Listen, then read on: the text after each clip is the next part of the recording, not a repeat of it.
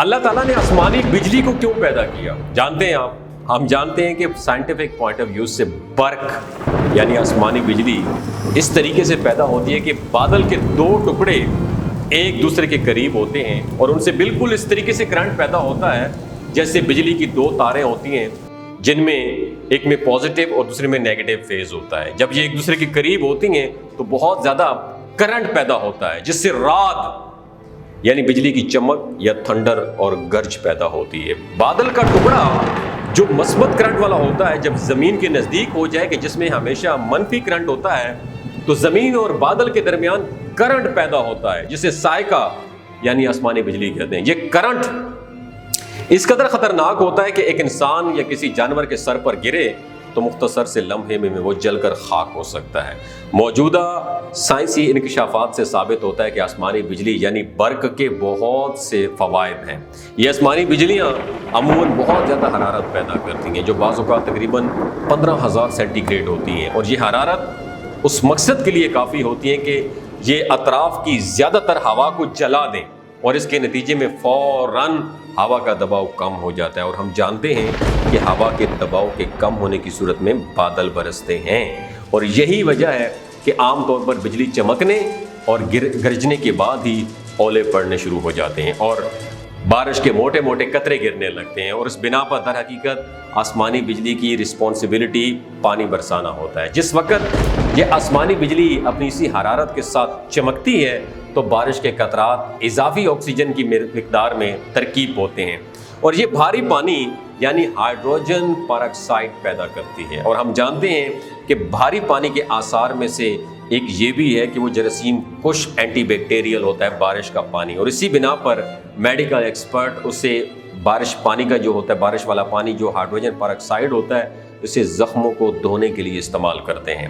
بھاری پانی کے قطرات جس وقت زمین پر برستے ہیں تو نباتاتی یعنی پودوں کی بیماریوں کے جراثیم ختم ہو جاتے ہیں اور اسی بنا پر ایکسپرٹس نے کہا ہے کہ جس سال آسمانی بجلی کم ہو تو نباتاتی آفات اور بیماریاں زیادہ ہو جاتی ہیں. یہ آسمانی بجلی جہاں اس دنیا میں زندگی کے وجود کے لیے بہت اہم ہے وہاں یہ بجلی انتہائی دہشت ناک اور ڈراؤنی بھی ہوتی ہے. جیسے کہ سورۃ الرعد قرآن پاک کی سورۃ الرعد آپ کو میں ضرور ریکمینڈ کروں گا. آج سے پہلے آپ نے صرف ثواب کی نیت سے پڑھی ہوگی.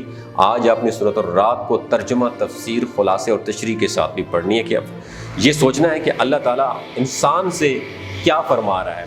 سورۃ الرعد کی آیت نمبر 12 میں ذکر ہے اور وہی تو ہے جو تم کو ڈرانے اور امید دلانے کے لیے بجلی دکھاتا اور بار بار بادل پیدا کرتا ہے.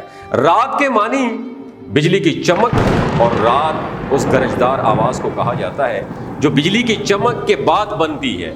ایک روز ایک یہودی نبی کریم صلی اللہ علیہ وآلہ وسلم کے پاس آیا اور چند باتیں دریافت کرنے لگا کہ رات کون ہے اور اس کی ریئلٹی کیا ہے. تو آپ صلی اللہ علیہ وآلہ وسلم نے فرمایا رات اس فرشتے کا نام ہے جو بادلوں کو چلانے پر مقرر ہے اور کڑک اس فرشتے کی آواز ہے جو بادلوں کو ہانکنے کے بعد اس فرشتے کے منہ سے نکلتی ہے. اس فرشتے کے پاس آگ کے کوڑے ہیں جس سے وہ بادلوں کو ہانکتا ہے اور چمک یعنی یہ بجلی اسی کی آواز ہے. سورۃ الرعد کی آیت نمبر 13 میں اللہ تعالیٰ کا فرمان ہے رات اور فرشتے سب اس کے خوف سے اس کی تسبیح اور تعریف کرتے ہیں. وہی آسمان سے بجلیاں گراتا ہے اور جس پر چاہتا ہے اس پر ڈالتا ہے اور رات بادلوں سے پیدا ہونے والی گرج کو کہتے ہیں. اور بعض مفسرین کے نزدیک بادلوں پر معمور ایک فرشتے کا نام رعد ہے اور اس سورت کا یہ نام آیت نمبر 13 میں مذکور لفظ الرعد کی مناسبت سے رکھا گیا. ایک حدیث شریف میں ہے کہ قیامت کے قریب بجلی کثرت سے گرے گی یہاں تک کہ ایک شخص اپنی قوم سے آ کر پوچھے گا صبح کس پر بجلی گری.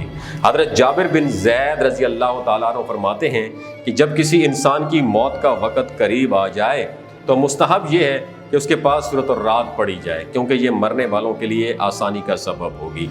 گرج یعنی بادل سے جو آواز پیدا ہوتی ہے اس کی تسبیح کے لیے معنی یہ ہے کہ اس آواز کا پیدا ہونا خالق و قادر اور ہر عیب سے پاک ذات کے وجود کی دلیل ہے.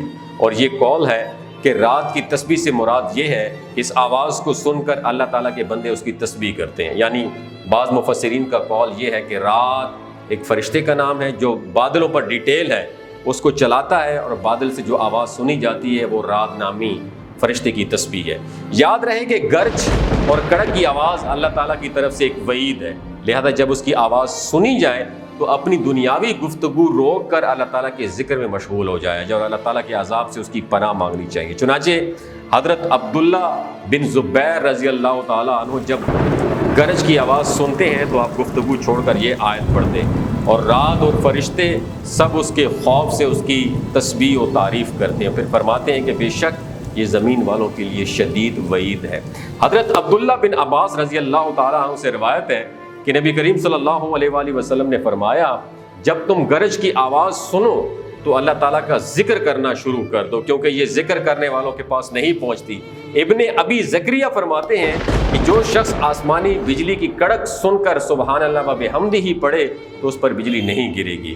حدیث شریف میں ہے کہ حضور صلی اللہ علیہ وآلہ وسلم نے عرب کے ایک متکبر رئیس کے پاس ایک صحابی کو بھیجا کہ اسے میرے پاس بلا لاؤ۔ صحابی نے اس کو کہا کہ رسول اللہ صلی اللہ علیہ وآلہ وسلم تجھے بلاتے ہیں، تو وہ کہنے لگا کہ رسول اللہ کون ہے اور اللہ کیا چیز ہے، سونے کی ہے، چاندی کی ہے، یا پھر تانبے کی چیز ہے؟